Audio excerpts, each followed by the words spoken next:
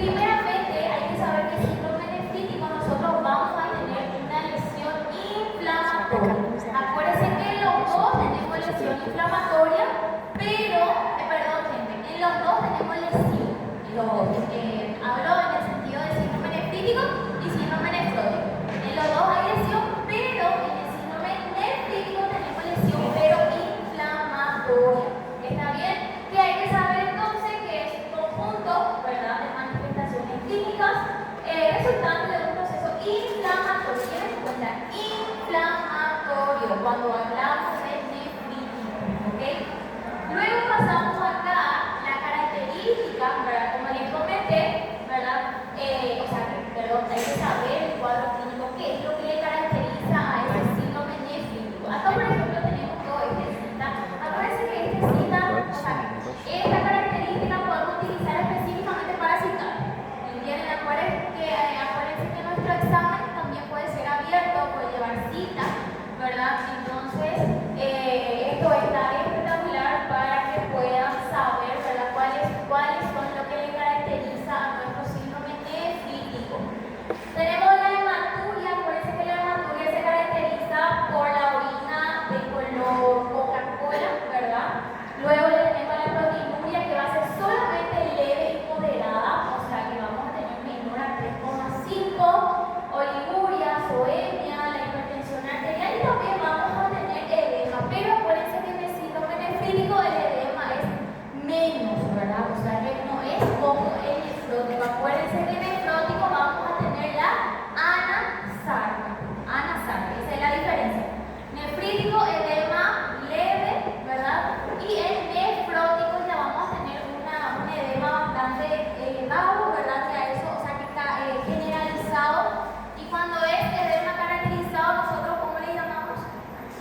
Anasarca. A ver un poco qué tenemos acá. Bueno, acá hay algo importante de este slide. Acá nos dice: la acumulación de líquido extracelular e hipertensión se desarrollan como resultado de la tasa de filtración glomerular reducida e incrementan la reabsorción tubular de sal y agua. Entonces hay que saber también que nosotros vamos a tener una tasa de filtración glomerular disminuido en nefrítico. La verdad que son en dos. Pero, ¿qué es lo que dice acá? Que la hipertensión tiene, obviamente, un trabajo, vamos a decirle, ¿verdad?, que también hace parte de esto. Entonces, lleven en cuenta hipertensión arterial, disminución de tasa de filtración glomerular. Luego tenemos acá, ¿verdad?, una de las presentaciones, uno de los síndromes que le representa al síndrome nefrítico, que va a ser la glomerulonefritis post-infecciosa aguda. Esto, por ejemplo, es súper común. Creo que salió en el examen en línea, si no me equivoco, ¿verdad? No recuerdo si salió o no en el examen. ¿Todavía le dieron acá? Ok, bueno, hay que saber, gente, que es una de las formas como presentan el síndrome nefrítico. ¿Cómo se presenta el síndrome nefrítico? Se presenta como una glomerulonefritis post-infecciosa. Y ahora vamos a hablar específicamente de esto, ¿verdad? Pero también tengo que saber cuáles son las otras causas de ese síndrome nefrítico.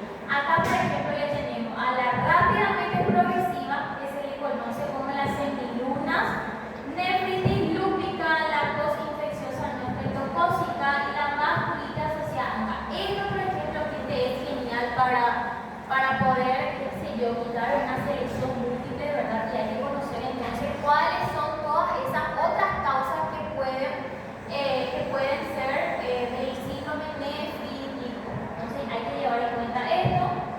Bueno, acá, por ejemplo, les voy a resumir qué es lo que es importante de esta parte, ¿verdad? Bueno, primeramente, gente, tengo que saber que una de las, perdón, no veo bien acá. Bueno, le voy a leer todo desde el principio.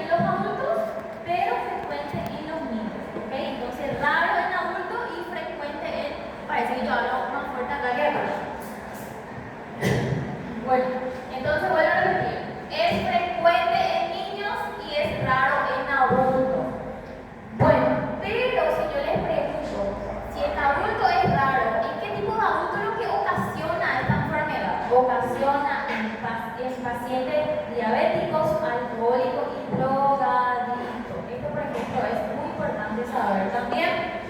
Y luego tenemos acá casi todas las glomerulonefritis aguda de origen estreptocócico procede de una infección faringoamilalar o cutánea previa. Este no se olviden también, ¿ok? Que esto procede después de una infección faringoamilalar. Esto, por ejemplo, es lo más básico, ¿verdad?, de esta parte para que yo pueda saber. Mecanismo fisiopatológico, ¿verdad? Esto al menos yo tengo que saber al menos 3 de estos mecanismos, porque acuérdense que en nuestra materia de fisiopatología, entonces sí o sí tengo que saber algunos mecanismos, ¿verdad? Yo no digo que hay que saber todo, ¿verdad? Pero tengo que al menos conocer 3 de estas, ¿verdad? Específicamente vamos a hablar acá de unos depósitos inmunocomplejos o anticuerpos in situ en la membrana basal glomerular o mesangio, activación del complemento, en este caso sería C5, y reclutamiento específicamente de qué tipo de células, neutrófilos y monocitos. Estas 3 partes son una de las más importantes, vamos a decirles, ¿verdad?, del mecanismo fisiopatológico. Cuadro clínico, obviamente tengo que saber, ¿verdad? El cuadro clínico es igual a las características del síndrome nefrítico, entonces es fácil. Bueno, ¿qué hay que saber? ¿Qué hay que saber? Esto ahorita me despido, ¿verdad? Estão todos marcados, professor. Gente, ¿por qué no me valora? Bueno, está todo marcado, pero le estoy diciendo lo específico. Sí. Bueno, ¿qué hay que saber de glomerulonefritis rápidamente progresiva? Hay que saber que es forma de semilunas, ¿verdad? Al menos eso tenemos que saber. De esto no hay mucho que decir, pero hay que saber que tiene una formación de semilunas. Su cuadro yo tengo que saber sí o sí, pero ¿qué parte tengo que llevar en cuenta? Hay que saber que este cuadro clínico es de la rápida progresiva. Hay que saber, gente, que que no hablo del cuadro, hablo específicamente de su mecanismo patogénico de rápidamente progresiva, y son 3: tipo 1, tipo 2, tipo 3.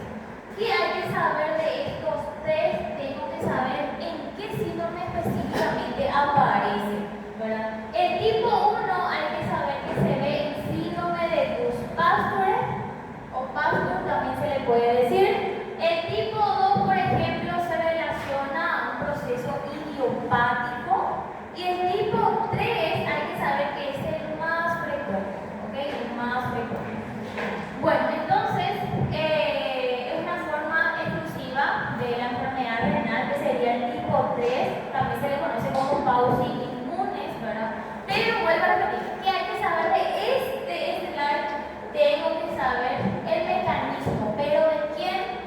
De la rápida progresiva. Tienen en cuenta, es de la rápida progresiva. ¿Y cuáles son los mecanismos? 3: tipo 1, tipo 2, tipo 3. Tipo 1 aparece en síndrome Busch-Pasteur. Tipo 2 se relaciona con la idiopática, y el tipo 3 es el más frecuente, ¿verdad? Y eso es, tipo, yo les estoy diciendo así lo básico y literal para que puedan estudiar, pero como yo digo, es como yo realizo un examen, ¿está bien? Si yo, por ejemplo, no digo algo y yo quito mi examen, eso conmigo no existe, siempre es lo que yo digo, ¿está bien? Esto pasamos, que no. Bueno, esta vez yo tengo que saber de la membrana proliferativa, gente, tengo que saber la frecuencia en qué, porque es una forma, una presentación que no es tan común, ¿verdad? Pero es frecuente, hay que saber la frecuencia aunque sea, ¿verdad? Pero frecuente en quién es la membrana proliferativa, es frecuente en niños y en adultos jóvenes. Esta es luego una valoración.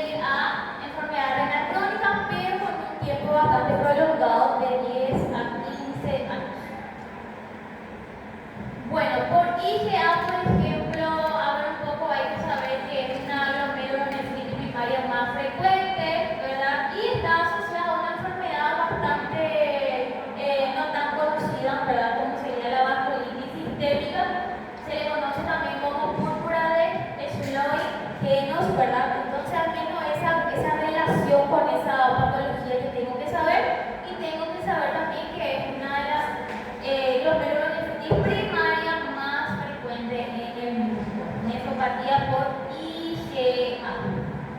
Esto pasamos. El cuadro clínico, por ejemplo, yo tengo que saber algo importante. El cuadro